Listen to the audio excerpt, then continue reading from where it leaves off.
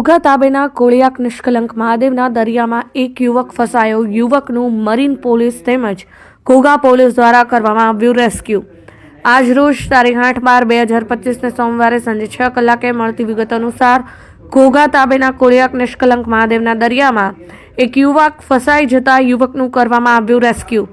ઘોઘા તાબેના કોળિયાક નિષ્કલંક મહાદેવના દરિયામાં એક યુવક ફસાઈ જતા ફસાયેલ યુવક નિષ્કલંક મહાદેવના મંદિરે ઉપર ધજા પાસે ટોચ પર ચડી જતા યુવકનો થયો આબાદ બચાવ. આ બનાવની જાણ મરીન પોલીસ તેમજ ઘોઘા પોલીસને થતાં જ તાત્કાલિક પોલીસ કાફલો ઘટના સ્થળે પહોંચ્યો હતો અને તાત્કાલિક યુવકનું રેસ્ક્યુ કરવામાં આવ્યું. આ યુવક દરિયામાં નિષ્કલંક મહાદેવના મંદિરે ફસાયેલ છે તેની જાણ સ્થાનિક લોકોને થતાં જ મોટી સંખ્યામાં લોકો એકઠા થઈ ગયા હતા.